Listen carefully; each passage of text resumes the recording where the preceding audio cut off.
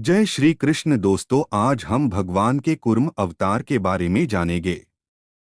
कल्पना कीजिए, एक ऐसा समय जब देवता हार चुके थे, उनकी शक्ति समाप्त हो चुकी थी और असुर तीनों लोकों पर अधिकार करने लगे थे। स्वर्ग भी असुरों के कब्जे में जाने वाला था। निराश देवता इकट्ठे हुए और भगवान से पुकार की, हे प्रभु, अब केवल आप ही हमारी रक्षा कर सकते हैं। भगवान ने उनकी प्रार्थना सुनी और एक अद्भुत योजना बताई। उन्होंने कहा, यदि क्षीरसागर का मंथन किया जाए तो उसमें से अमृत निकलेगा। उस अमृत को पीकर देवता अमर और शक्तिशाली हो जाएंगे। लेकिन एक समस्या थी। समुद्र मंथन देवता अकेले नहीं कर सकते थे। इसलिए देवताओं को अपने शत्रु असुरों के पास जाना पड़ा।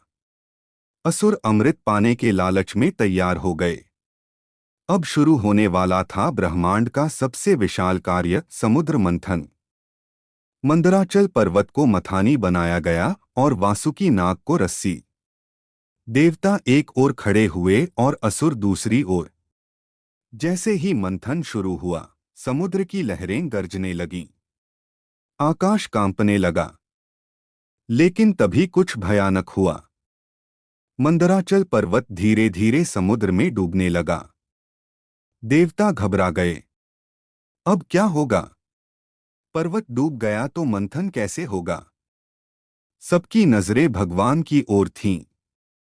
और तभी समुद्र के अंदर एक विशाल हलचल हुई, जैसे कोई अत्यंत विशाल प्राणी जाग उठा हो। अचानक समुद्र से एक विशाल कछुआ प्रकट हुआ। उसका शरीर पहाड़ जैसा विशाल था, आंखें सूर्य की तरह चमक रही थीं और उसका कवच पर्वत जितना मजबूत था। यह कोई साधारण कछुआ नहीं था। यह स्वयं भगवान का कूर्म अवतार था। भगवान समुद्र के तल में पहुंचे और अपनी विशाल पीठ पर मंदराचल पर्वत को उठा लिया। अब पर्वत स्थिर हो गया। देवता और असुर फिर से मंथन करने लगे। ऊपर मंथन चल रहा था और नीचे भगवान कूर्म रूप में पर्वत को संभाले हुए थे। कहा जाता है कि पर्वत के घूमने से भगवान की पीठ पर हल्की हल्की रगड़ हो रही थी और भगवान इस सेवा को आनंद से स्वीकार कर रहे थे। मंथन तेज होता गया और अचानक समुद्र से निकला भयंकर विष। इतना घातक विष कि उसकी ज्वाला से तीनों लोक जलने लगे। देवता और असुर डर गए। लगा अब सृष्टि समाप्त हो जाएगी। लेकिन संकट टल गया और मंथन फिर शुरू हुआ। धीरे धीरे समुद्र से अद्भुत रत्न निकलने लगे।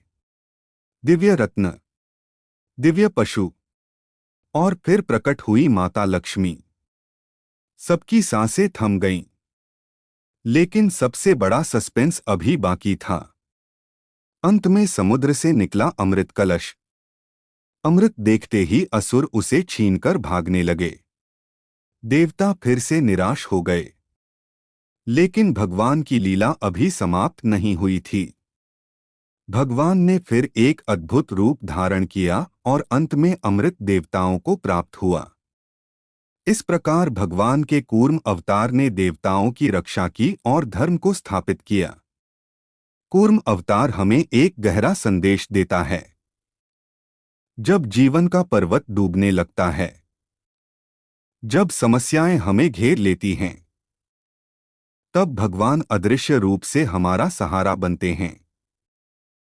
जैसे भगवान ने मंदराचल पर्वत को संभाला, वैसे ही जो व्यक्ति भगवान का आश्रय लेता है, भगवान उसके जीवन का आधार बन जाते हैं। इसीलिए कहा जाता है, जब मनुष्य भगवान को पकड़ लेता है, तब भगवान उसे कभी गिरने नहीं देते। यही है भगवान के अद्भुत कूर्म अवतार की दिव्य और रहस्यमयी कथा।